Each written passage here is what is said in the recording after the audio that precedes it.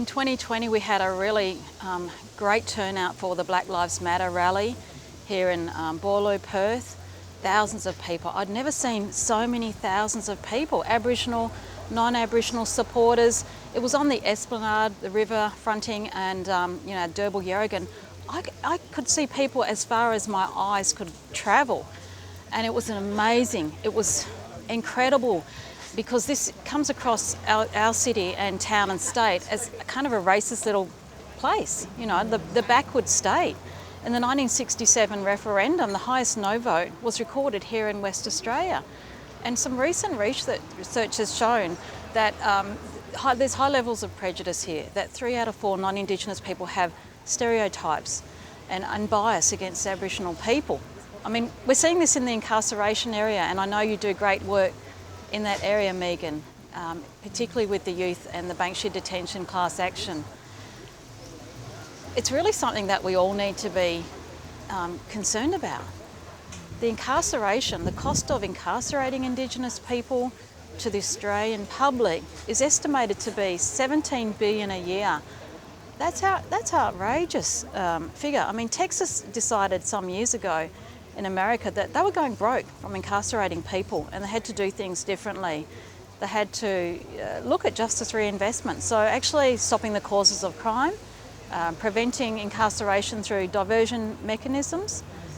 We really need to look at that, and I'm so glad that your social justice independent team are committed to addressing mass incarceration.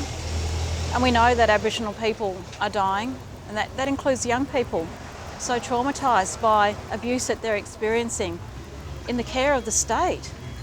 What kind of country is this in terms of our reconciliation commitment? That's not reconciliation at all. This is not human rights, and we can't have reconciliation while people are dying from violence committed by the state. And it's time that we have some real truth-telling and action about this.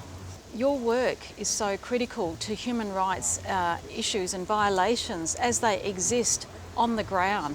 And sometimes people talk about human rights in a really abstract way, and it's really disappointing when you don't see the effort to tackle human rights in the lived reality of people's lives.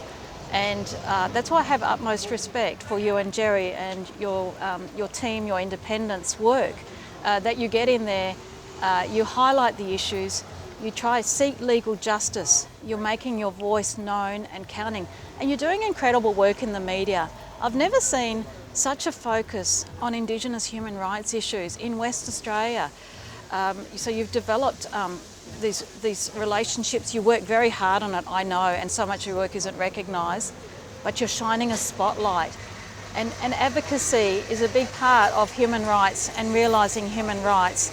The issues that you're raising are all relevant to the UN Declaration on the Rights of Indigenous People, and also the Convention on the Elimination of Race Discrimination, because that's clearly what you're tackling, and other important conventions as well, including economic and social and cultural rights.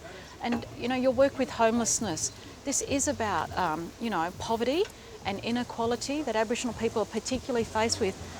But we do have serious class inequality. We have people living under the poverty line, children, and we're not having proper attention and focus to that. It's like we are a nation that's comfortable with some people getting ahead and so many being left behind, and that's not human rights.